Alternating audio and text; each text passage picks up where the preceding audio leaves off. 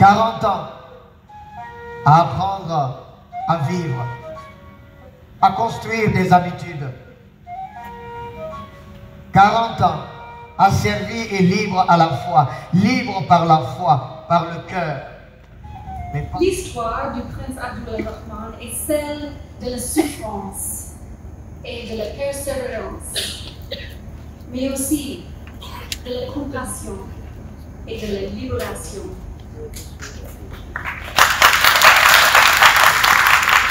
Elle montre l'humilité dans ses plus grandes lumières et dans ses plus grandes ombres.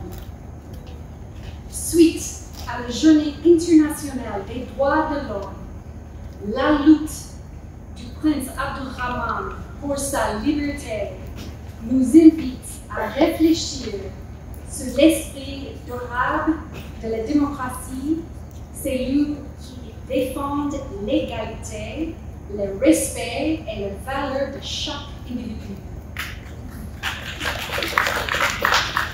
Son parcours remarquable offre des leçons précieuses aux jeunes générations. Leur enseigne à rejeter l'injustice sous toutes les formes, en particulier les flux de trafic humain, une forme moderne de l'esclavage qui reste une réalité douloureuse pour toutes les personnes. La tragédie de l'enlèvement d'Abdulrahman nous rappelle avec force que les droits de vivre librement, sans crainte d'être détendu sans raison, est essentiel à la dignité et la humanité de chaque individu, peu importe l'époque ou les lieux. L'ambassade des États-Unis est honorée de soutenir ce spectacle qui donne vie non seulement à notre histoire partagée, mais aussi aux liens durables entre les Guinéens et les États-Unis. Je tiens à remercier chaleureusement le Centre culturel franco-guinéen, Petit Tonton et les maisons d'oralité, El Hajj Modibo de Paris et le Haut Conseil des Anciens de Timor, le Princesse Karen et l'officiel Royal House of Soy LLC, le Dr Artemis Gay de Monrovia, ainsi que les nombreux descendants du prince. Votre engagement à préserver et à partager cette histoire extraordinaire garantit qu'elle continuera d'inspirer tout ce qui l'entend.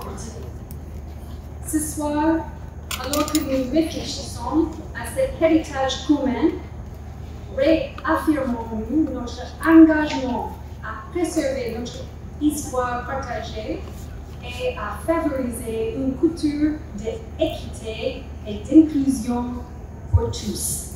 Je vous remercie beaucoup. L'objectif de leur visite, c'est des retrouvailles familiales. Dans le but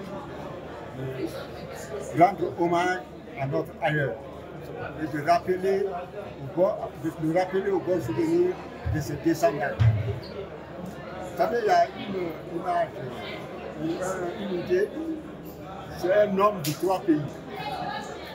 Il est né en Guinée, il a vécu 40 ans aux États-Unis et il est mort au Libéria. Et on ajoutera ces 3 pays du Maroc, qui a été l'intermédiaire sur le pouvoir du Libéria. Donc, c'est un universel. Aujourd'hui, il n'appartient plus à une famille. Il porte des idées. Parce que quelqu'un m'a dit, et c'est ce qu'il a appliqué, ce n'est pas parce que tu es attaché que tu es esclave. Tu es esclave dans le cœur et dans l'esprit. Si tu n'es pas esclave dans l'esprit et dans le cœur, même si on t'attache, tu es dans le vie. C'est des descendants, 7e génération, 6e génération. Ils sont au nombre de 13, en provenance des États-Unis. En principe, on attendait d'autres qui devaient venir du Libéria, mais malheureusement, compte tenu des problèmes de frontières, ils ne sont pas arrivés. Well, my name is Michael Heath, and I'm the Deputy Assistant Secretary of State, coming from Washington, D.C. Je m'appelle Michael Heath, je suis le sous-secrétaire adjoint aux affaires africaines. Et c'était un réel plaisir d'être ici en Guinée parce que il y a 2 ans, quand j'étais en Guinée, le conseil de sages de Kinshasa a fait part de ce projet. Et nous en avons apporté aux États-Unis et en avons discuté. J'avais dit que j'allais faire la contribution qu'il faut. Et nous voilà 2 ans après que ce projet se réalise. Donc en ma présence, c'est vraiment une fierté, c'est vraiment un grand projet. Et ça retrace l'histoire du prince Abdourahmane et qui a été affranchi, qui montre la valeur de la liberté. Et c'est vraiment un grand sentiment pour moi d'être en Guinée et de suivre ce spectacle qui est extraordinaire, qui est vraiment magnifique. West Africa to Liberia. Very moving story, very important story for people to hear. Hello, I am Princess Karen Chapman. Donc, je m'appelle Princesse Karen Chapman. Je suis née à Natchez, dans Mississippi, et je suis de la 5e génération des petits-fils du prince Abdourahmane. Et aujourd'hui, je suis en Guinée pour prêter hommage au prince. Et aussi représenter les 9 enfants, les 9 descendants du prince. La performance d'aujourd'hui, le spectacle d'aujourd'hui m'a presque fait pleurer parce que nous, à Natchez, c'est une histoire qui est douloureuse et on garde une certaine copie de ce que le prince a enduré, même dans la Bible. Donc c'est quelque chose qui nous touche profondément. Et c'est quelque chose que nos parents, nos arrière-grands-mères ont partagé avec nous. Et être ici aujourd'hui, sur ce spectacle, c'est vraiment magnifique, c'est spectaculaire. So this is my second time back. Les 2 fois que j'ai été en Guinée, j'ai vu la pauvreté, j'ai vu des femmes qui ont très peu d'éducation et j'ai vu des personnes sans-abri.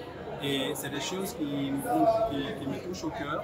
Et en tant que princesse, j'aimerais utiliser ma plateforme pour pouvoir avoir des ressources qu'il faut pour contribuer à l'éducation des femmes dans ce pays, pour réduire la pauvreté et aussi aider les sans-abri. J'aimerais retourner aux États-Unis, dire au département d'État de continuer à aider les Guinéens afin d'avoir l'éducation qu'il faut, parce que pour se développer, il faut avoir une éducation. C'est un excellent spectacle, que c'est beau, le jeu scénique, le décor, la musique, l'histoire est poignante, c'est votre histoire. J'ai appris beaucoup de choses. Je ne savais pas les importants que Abdourahmane était passé par la Dominique. Parce qu'il avait directement la Nouvelle-Orléans qui a marché. Je ne savais pas non plus qu'il y avait un compagnon semblable comme lui. Donc j'ai appris beaucoup de choses en même temps. Donc je suis diverti, j'ai appris. On a fait 1 mois de résidence d'écriture et 1 mois de création. On était censé aller en tournée avant le 14 décembre. On était censé aller jouer à Zérékoré, à Kankan, à Mamou et à Labé. Ensuite terminer par ici. Mais à cause des incidents du stade de Zérékoré, on a commencé par Conakry. Ensuite, on va aller jouer à l'intérieur du pays. En partie, je veux dire, c'est une étape de franchie. Parce qu'un spectacle, c'est des étapes. Ça, c'est une sorte de sortie de résidence pour nous.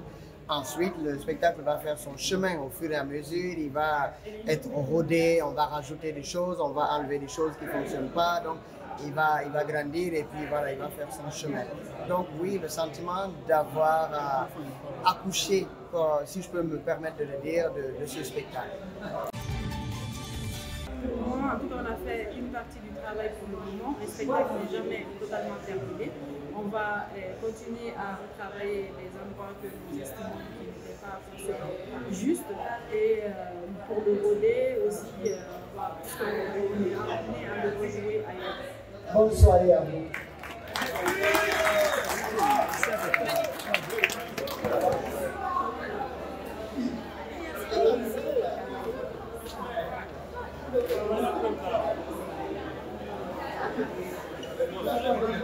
Vamos lá,